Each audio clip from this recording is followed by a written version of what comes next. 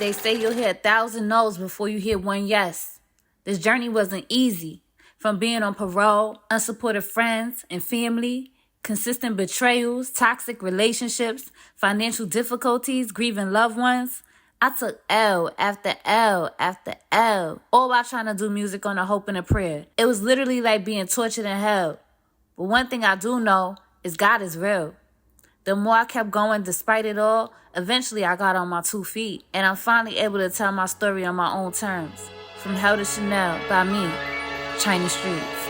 183rd Street.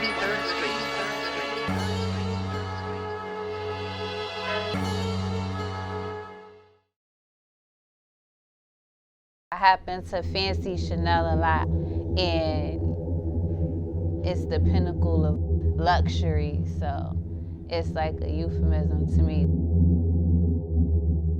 From Hell to Chanel. 183rd Street.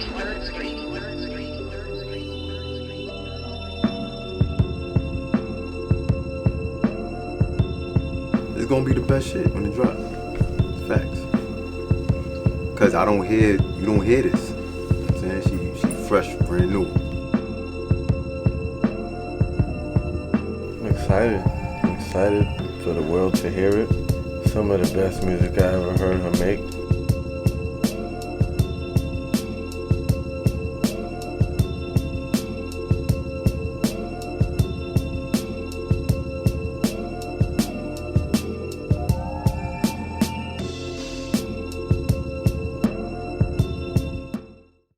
From Hell to Chanel.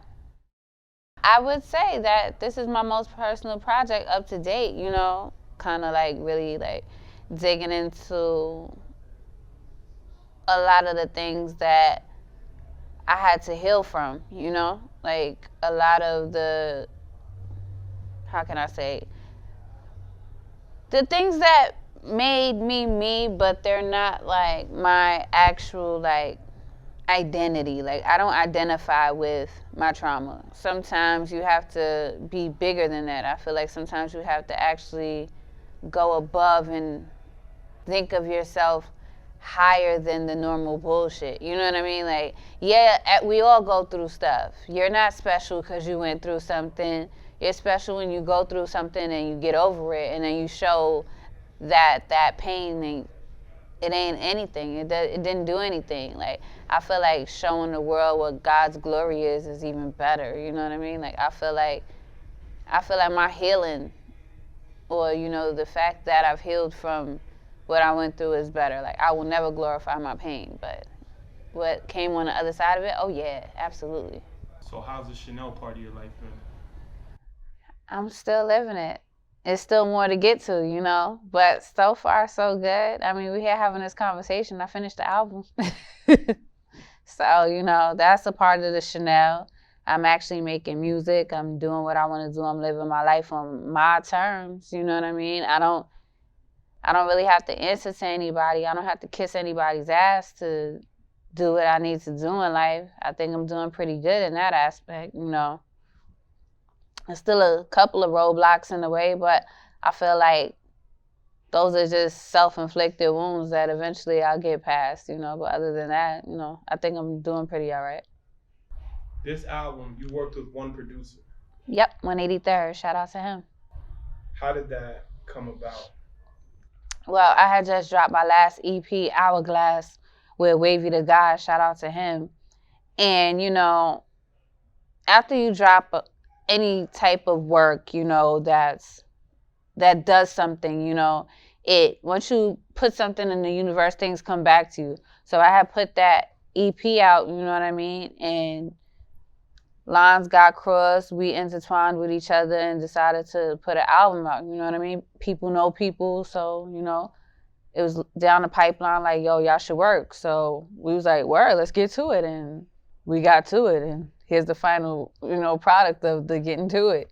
And that's what I mean about the Chanel aspect. Like, when you put out things in the universe, you get things back. You know what I mean? When you put out positive, you get positive back. When you put out negative, you get negative back. I happened to put out positive. My project was positive. I got positive feedback back. Now I got more work. You know what I mean? Now there's more things along my journey, along my musical journey for me to do. So, you know, I wanted my album to have as much realness to it as possible. Like, I wanted it to be people that I engaged with in real life, people that I actually, you know their story, know their backstory, to know whether or not they fit in these particular positions, to be able to either sing the part or rap the part, or even, you know, just be a part of the album however they're a part of it. You know what I mean? I wanted it to be as authentic as possible.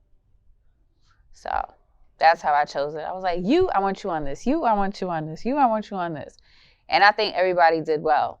Like, that's why I said I made the album for, like, literally everything. Like, I made sure that it hit every mood, every aspect, you know, every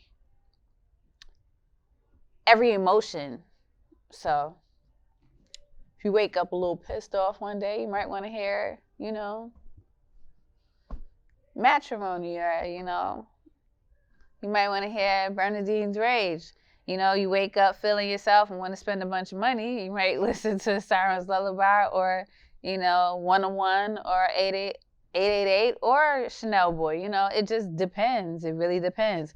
You know, people getting on your nerves and, you know, you just need some solitude to yourself, you might want to listen to Entitled. It's literally a variation on there. So I really don't have a favorite. I wrote them all. I say this album is for everyone. I feel like this album, there's something for everybody on this album. I feel like the guys are going to feel this. I feel like the women are going to feel this. I feel like if you don't identify as either of those genders, you're going to feel this. You know, I feel like my album is very inclusive. I feel like everybody is most definitely going to have their day. I feel like everyone will have their day with this album. They'll get to enjoy it. They'll get to party. They'll get to have fun. They'll get to feel themselves completely in it. And, you know, without a shadow of a doubt, this will be, you know, for everyone. And I mean everyone. From Hell to Chanel.